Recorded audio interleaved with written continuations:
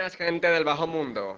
El canal Nine and Treble se enorgullece en presentar un doblaje hecho por fans y para fans, con el único propósito de entretener. Traducido y narrado por Nine, edición por Treble. Todos los derechos de la obra le pertenecen a Jonathan Sims. Y sin más demora, The Magnum Archives. Episodio 8. Quemado. Testimonio de Ivo Lenski sobre sus experiencias durante la construcción de una casa en Hilltop Road, Oxford. Testimonio original dado el 13 de marzo de 2007. Grabación de audio por Jonathan Sims, jefe archivista del Instituto Magnus en Londres. Comienza el testimonio. Hace casi 20 años que trabajo en construcción, más que nada alrededor del área de Oxford. Me hice cargo de la empresa de contrataciones cuando murió mi padre en 1996 y trabajo de forma estable desde entonces. Puedo hacer casi cualquier cosa que me pidan, pero generalmente me especializo en edificios nuevos, cañerías y cableados, específicamente. Y tengo cierta reputación por estar disponible sin aviso previo, así que no es inusual que me llamen a la mitad de una construcción para hacer algún trabajo. Cuando me ofrecieron trabajar en una casa en Hilltop Road a la mitad de noviembre, no me pareció extraño. Al tipo que estaba haciendo el cableado lo llamaron para un juicio por un par de semanas, así que me pidieron ir. Estaba haciendo otro trabajo durante el día, pero mi prometida, Sam, estaba en una conferencia en Hamburg y estábamos ahorrando para la boda. Así que decidí aceptar e ir a la noche. Ahora, Hilltop Road es una calle bastante aislada en el área de Cowley. No hay muchas residencias estudiantiles, así que es un lugar bastante tranquilo, especialmente después de que los niños que viven por ahí se van a dormir. La casa en sí hacía poco que estaba en construcción, porque el terreno había estado cerrado por años por una serie de conflictos por un título de propiedad, y cuando llegué todavía estaba mayormente vacía. Tenía 2 pisos y un ático que iba a ser otra habitación, al igual que el resto de las casas de la calle. Ya estaban colocadas las puertas, pero no los cerrojos, y los agujeros donde irían las ventanas todavía estaban vacíos, dejando entrar el frío. Ese lado de la calle terminaba en South Park y tenía cercos marcando el fondo de cada jardín. El jardín de esta casa, en particular, estaba lleno de escombros y materiales de construcción, pero recuerdo que por sobre todo eso había un árbol. Era muy grande y estaba muerto, y para ser franco, me asustaba. Creaba sombras extrañas, oscuras y marcadas hasta en los días más soleados. Pero no lo empezó el árbol, no. Esto ocurrió en mi tercera noche de trabajo. Deben haber sido las 8 o 9 de la noche, porque ya hacía un par de horas que había oscurecido. Estaba haciendo el cableado en el sótano cuando escuché que tocaban la puerta de entrada. Primero pensé que sería alguna otra persona de la construcción que me había olvidado o algo, pero después me di cuenta que no había traba en la puerta. Cualquiera de ellos hubiera entrado directamente. Me empecé a sentir incómodo cuando escuché que tocaban por segunda vez. A lo largo de los años tuve varios altercados con idiotas que querían causar problemas en mis lugares de trabajo, así que levanté un martillo mientras me acercaba. Traté de sostenerlo casualmente, como si lo hubiera estado usando. Abrí la puerta y vi un hombre poco llamativo. Tenía puesto un abrigo marrón, era relativamente joven, blanco, de unos 25 años, afeitado y con un pelo castaño y largo. El abrigo era de un diseño antiguo, parecía sacado de una foto vieja. Dijo que se llamaba Raymond Fielding y que era el dueño de la casa.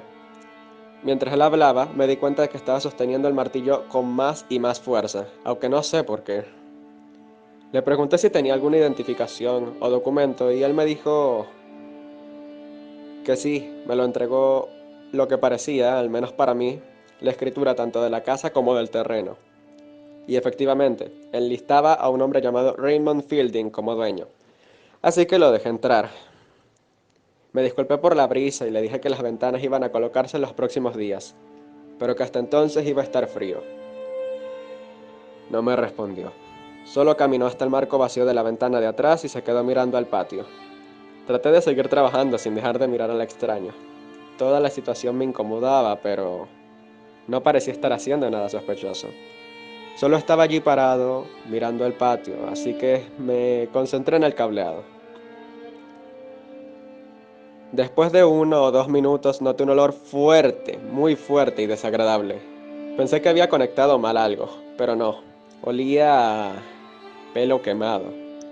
Miré a dónde estaba Raymond, pero no lo vi. En su lugar había una mancha quemada en el suelo de madera. Todavía ardía y emanaba ese horrible olor. Corrí a buscar el extintor de la habitación contigua. Tardé un par de segundos, pero cuando volví no había más olor y el humo y el fuego habían desaparecido. Solo quedaba la marca quemada en el suelo de madera frente a la ventana. Al tocarlo noté que estaba igual de frío que el resto del piso. Empecé a limpiar y descubrí que debajo la madera no estaba dañada, solo estaba cubierta de cenizas y hollín. Fui a buscar a Raymond Fielding, pero si en algún momento estuvo en la casa, se había ido. Recién cuando terminé de limpiar la marca, me di cuenta de lo extraña que era la situación y empecé a entrar en pánico. Debería explicar mi miedo. No era por los espectros, olores fantasmales, ni nada de eso. Verán, hay un historial significativo de esquizofrenia en los hombres de mi familia. Mi padre tenía, al igual que mi tío abuelo, y en ambos casos los llevó al suicidio. No conocía mucho a mi tío abuelo, pero vi el declive de mi padre de primera mano. Comenzó poco después de que se divorció de mi madre. Aunque pensándolo bien, posiblemente haya sido los primeros síntomas los que empeoraron los problemas de su matrimonio. De todas formas, comenzó a pasar mucho tiempo encerrado en su estudio haciendo su trabajo. Yo tenía unos 24 o 25 años en ese entonces y todavía vivía en casa de mis padres. Trabajaba con mi papá haciendo más o menos lo mismo que hago ahora y fue en esa época que tuve que empezar a hacerme cargo más y más de la empresa, ya que mi padre priorizaba su trabajo sobre su trabajo real. Su trabajo resultaron ser fractales. Se obsesionó con ellos. Pasaba todo su tiempo dibujándolos, mirándolos, midiendo los patrones que creaban. Me podía hablar por horas sobre la matemática que conllevaban y me decía que estaba al borde de una gran verdad. Iba a cambiar las bases de la matemática una vez que descubriera esta verdad escondida en esos interminables patrones fractales. Un día llegué a casa y encontré a mi padre mirando por la ventana aterrorizado. Dijo que alguien lo estaba siguiendo, que quería detener su trabajo. Le pregunté quién era, pero negó violentamente con la cabeza y dijo que lo notaría cuando lo viera porque todos los huesos están en sus manos. Traté de buscarle ayuda, claro que lo hice, pero se negaba a tomar medicinas porque decía que interferiría con su trabajo y no era peligroso, así que no podía internarlo. Sabía que era una cuestión de tiempo hasta que se lastimara, y efectivamente llegó el día en el que no respondió cuando toqué la puerta de su estudio. La abrí a la fuerza y encontré muerto en un charco de sangre, con tajos profundos en las muñecas y los brazos. Las paredes estaban cubiertas de dibujos fractales. Todas las superficies estaban tapadas de ellos, y el piso estaba cubierto con virutas de lápiz. La investigación determinó que había sido un suicidio, aunque el juez no pudo identificar con qué se había hecho los cortes en los brazos, ni por qué había tanto miedo en su rostro. Es por esto que la aparente desaparición de Raymond Fielding me preocupó tanto. Era más joven de lo que había sido mi padre, pero igual era posible. Posiblemente por pensar en esto es que no estaba prestando tanta atención en dónde pisaba, por lo que me resbalé con el piso mojado que acababa de limpiar. Me caí de frente y me golpeé fuerte en la cabeza. No, creo haber estado inconsciente por más de un par de segundos, pero cuando me desperté estaba sangrando por un profundo corte en la sien. Traté de ir hasta mi auto, pero me mareé tanto con solo pararme que me quedó claro que no podría conducir. Así que llamé una ambulancia. Llegó rápido y me llevó al hospital de John Radcliffe. Cuando llegué me atendieron rápidamente y determinaron que tenía una contusión bastante grave, por lo que me hicieron quedarme en observación toda la noche. Le dije a mi doctor todo sobre mi encuentro con Raymond Fielding. Si eran síntomas tempranos de esquizofrenia, quería saberlo lo antes posible. El doctor escuchó atentamente y dijo que era poco probable, ya que sería inusual si desarrollara alucinaciones completas tan abruptamente, pero igual me dejarían en observación. Mientras tanto, contaba mi historia. Noté que la enfermera que me estaba tomando la presión me escuchaba atentamente, pero se fue antes de que pudiera preguntarle el porqué. Estuve en el hospital por otros 2 días. Sam quiso volver de su viaje temprano cuando se enteró de mi contusión, pero le dije que el verdadero peligro ya había pasado y que iba a estar bien hasta que terminara su conferencia, por lo que estuve solo con la mayor parte de ese tiempo. La mañana anterior a su regreso fue que volví a ver a aquella enfermera. Me acababan de avisar que todos los estudios habían salido bien, por lo que me darían el alta, y ella estaba allí para hacerme una última revisión. Me preguntó si estaba seguro de que el hombre que había ido a la casa de Hilltop Road se había llamado Raymond Fielding. Le dije que sí, y que incluso había visto su firma en la escritura del terreno, pero que no sabía la historia del lugar. Ella hizo silencio y se sentó. La enfermera era una señora mayor, de Malasia creo, y supongo que de unos 50 años, aunque no pregunté. Dijo que su familia vivía en Hilltop Road, hacía un largo tiempo y que conocía el lugar donde estaba trabajando. En los 60, la casa que solía estar ahí pertenecía a un hombre llamado Raymond Fielding. Era un hombre religioso, muy devoto que lo usaba como casa intermedia en nombre de la diócesis de la ciudad, para cuidar a adolescentes que habían huido de sus hogares y gente joven con problemas mentales. Aparentemente, al barrio esto no le había gustado, ya que los residentes solían meterse en problemas, y Hilltop Road comenzó a crear cierta reputación al respecto. Pero nadie nunca dijo nada en contra de Raymond, quien según todo el mundo tenía un alma amable y pura, y casi era universalmente amado. Nadie sabía exactamente cuándo se había mudado Agnes. Incluso había gente que decía que era la hija de Raymond, ya que eran parecidos, y ella era más joven que la mayoría de los otros niños que vivían ahí. No tenía más de 11 cuando llegó, y no hablaba nunca, excepto para decir su nombre si alguien se lo preguntaba. Todos comenzaron a notar a esta niñita con 2 colitas castañas, mirándolos por la ventana de la casa de Raymond. Hasta donde todos sabían, eso era lo único que hacía, mirar gente por la ventana. Era raro, pero nadie realmente tenía un problema al respecto. Los siguientes años, los chicos de la casa intermedia dejaron de causar problemas alrededor de Hilltop Road. No era un cambio obvio, pero gradualmente se veía menos y menos a la gente que vivía allí. Raymond seguía estando allí y se le seguía viendo perfectamente feliz. Si alguien preguntaba por un residente que no se le había visto desde hacía algún tiempo, él explicaba que se había ido o había conseguido un lugar propio, y a nadie le importaba tanto como para confirmar esa información. Pronto, las únicas personas que vivían en esa vieja casa eran Agnes y Raymond. Después Raymond también desapareció. Para este punto Agnes debía tener unos 18 o 19 años, y aún no hablaba mucho. Cuando se le preguntaba qué le había pasado a Raymond, solo decía que se había ido y que la casa era de ella. La gente empezó a preocuparse un poco, y la policía realizó una pequeña investigación, pero la casa había sido pasada legalmente a Agnes y no había señales de nada extraño, pero tampoco había señales de Raymond. Fue así que pasaron los años, y Agnes siguió viviendo en esa vieja casa. Rara vez salía, solo miraba por la ventana. La gente de Hilltop Road aprendió que era mejor no tener mascotas, ya que tendían a esfumarse. Después, en 1974, desapareció Henry White. Tenía 5 años y la investigación no resultó en nada. La gente siempre había hablado sobre Agnes, pero ahora hablaban mal. Tan mal que, cuando se vio humo saliendo de la casa vieja de Fielding, una semana después de la desaparición del pequeño Henry, nadie hizo nada. Nadie llamó a los bomberos ni intentó ayudar. Solo miraron. Agnes tampoco debió haber llamado, y para cuando llegaron los camiones de bomberos no quedaba nada que salvar. Mientras ocurría, nadie vio ninguna señal de vida al salir de la construcción.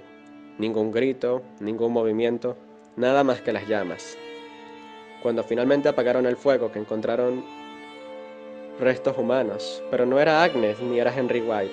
El único cuerpo que encontraron fue el de Raymond Fielding. Lo único que quedó fue un esqueleto carbonizado, al que le faltaba la mano derecha. Esa es la historia del lugar, tal como me la contó la enfermera. Una vez que limpiaron los escombros, el terreno quedó cerrado por complicaciones legales sobre la posesión del lugar hasta el año pasado. Me pidió que no le dijera a nadie que había estado hablando al respecto, ya que no quería que se dijera que ella había estado inventando historias. Le dije que no diría nada, y se fue. No la volví a ver y poco después me dieron de alta. Me quedé descansando en casa por un par de días, pero la inactividad forzada me aburre muchísimo y ya me sentía mejor de la cabeza, así que decidí volver al trabajo. Seguramente debería haber evitado volver a Hilltop Road, pero resentía cómo me hacía sentir la casa. No creía en fantasmas y siendo honesto, todavía no sé si creo. Y el doctor me había asegurado que no tenía ningún otro síntoma de esquizofrenia, así que no había razones para sentir ese miedo paralizante. Me convencí de que la única forma de deshacerme del miedo era volver y terminar el trabajo que había empezado. Así que eso hice. Pero estuve el cuidado de solo trabajar de día y traté de evitar quedarme solo. Incluso así, hubo momentos en los que encontraba trabajando solo en una habitación, o en los que la construcción se quedaba en silencio. Era en esos momentos que lo volvía a oler, ese leve aroma a pelo quemado, o veía de reojo unas colitas castañas desaparecer detrás de una pared. Cuanto más se acercaba a terminar el trabajo, más difícil se volvía evitar quedarme hasta la noche. Hasta que una tarde perdí la noción del tiempo, y cuando levanté la vista no solo ya había oscurecido, sino que era el único en la construcción. Enseguida me di cuenta, comencé a sudar. Al principio pensé que sería por los nervios o hasta un ataque de pánico por estar solo, pero era el calor.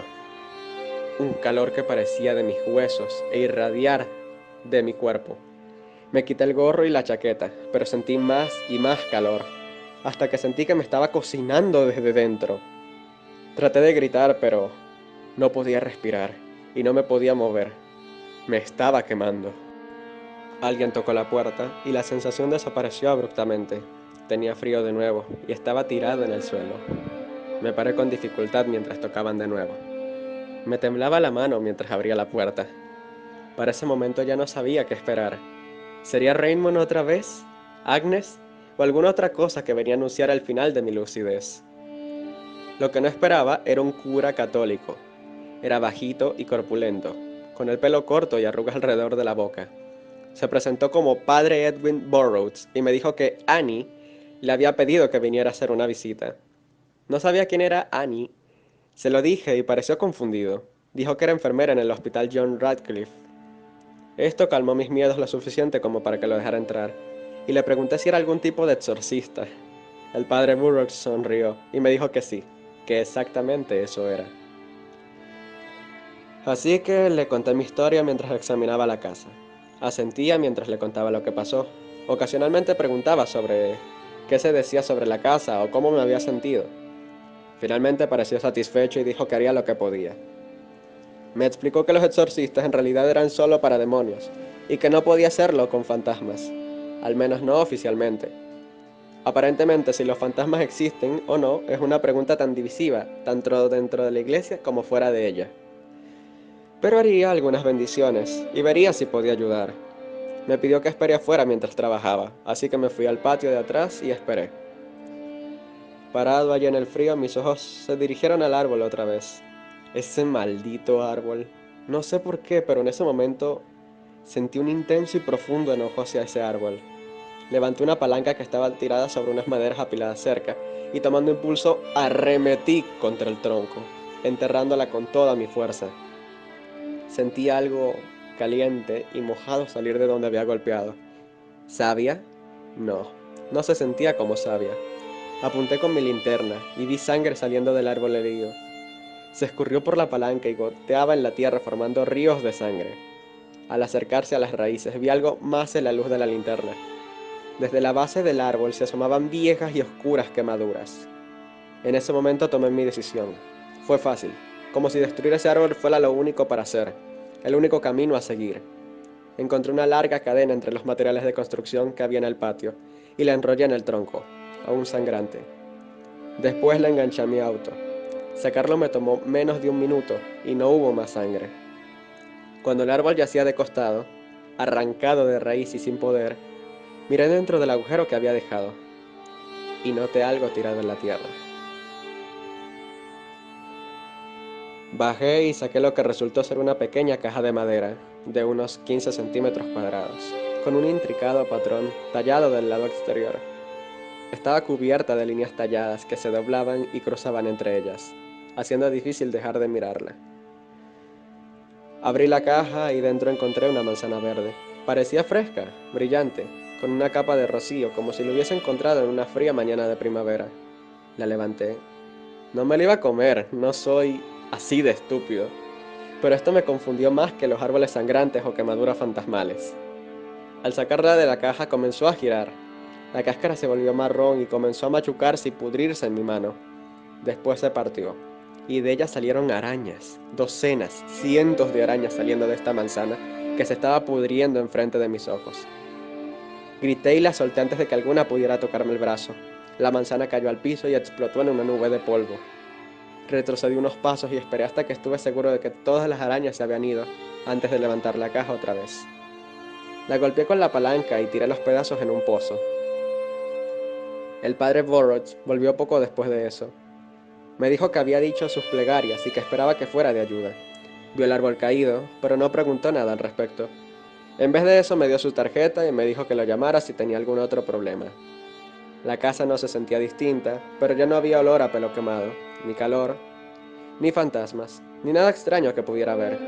Trabajé allí otra semana, y no sé si fueron las plegarias del padre o el árbol que arranqué, pero no volví a encontrarme con nada inusual en mi tiempo allí. Después de eso terminé el trabajo y no he vuelto a Hilltop Road desde entonces. Fin del testimonio. Ah, trauma craneal y esquizofrenia latente, los mejores amigos de los fantasmas. Además de la indulgencia excesiva y las drogas psicoactivas. Creo yo que simplemente no hay mejor manera de hacer contacto con el mundo de los espíritus.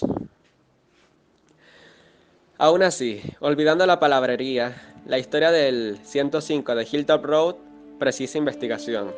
Y aunque confío en el testimonio del señor Leipzig sobre sus propias experiencias, tanto como puedo decir con un árbol sangrante, hay una nota en la carpeta que dice que el padre Edwin Burroughs dio su propia versión de estos eventos en el testimonio 02180111. Aunque no he localizado esa específica carpeta, en el caos que es el archivo de Gertrude Robinson.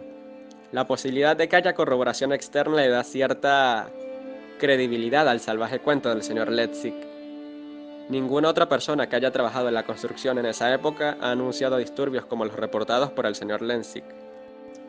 Martin no pudo encontrar la fecha exacta en que se construyó la casa original, pero los registros más viejos que consiguió dicen que fue comprada por Walter Fielding en 1891. Fue heredada a su hijo Alfred Fielding en 1923 y después a su nieto Raymond Fielding en 1957. No hay registros de que haya sido usada como casa intermedia, y definitivamente nada que la conecte con la diócesis católica local, aunque lamentablemente los registros de la Iglesia de Inglaterra de esa área a los que Sacha consiguió acceso estaban incompletos. Los residentes más antiguos de Hilltop Road confirman la historia dada por la enfermera Anna Kazuma, como es contada aquí. Tim logró organizar una entrevista con la señorita Kazuma, pero aparentemente no pudo dar ninguna otra información más allá de la que le dio al señor Leipzig. Admitió haberle pedido al padre Burroughs que fuera a darle un vistazo a la casa, porque estaba preocupada y ya lo había visto llevar a cabo exorcismos antes. No parece haber ninguna evidencia física de lo que le ocurrió a la casa, ninguna historia nueva o similar respecto al fuego, pero uno de los residentes proporcionó una foto de la casa en llamas. El obituario de Raymond Fielding brevemente menciona que murió a causa de un incendio en una casa y elogia su trabajo con la juventud problemática, pero tampoco da detalles. Agnes continúa siendo un misterio, y no hemos podido encontrar pruebas de que siquiera haya existido. Excepto, no podemos probar que hubiera alguna conexión, pero Martin descubrió un reporte sobre una tal Agnes Montag, que fue encontrada muerta en su departamento de Sheffield en la tarde del 23 de noviembre de 2006, el mismo día que el señor Leipzig dice haber arrancado el árbol. Se ahorcó. Se figura que tenía 26 años, lo cual no concuerda, pero enganchada a su cintura con una cadena tenía una mano cortada, una mano derecha. El dueño nunca fue identificado, pero aparentemente el juez quedó bastante perplejo, ya que la decadencia del tejido parecía indicar que el dueño original había muerto casi al mismo tiempo que Agnes. Desde que fue dado el testimonio original en la casa, han vivido dos familias, pero no han habido reportadas Más manifestaciones en Hilltop Road. Fin de la grabación.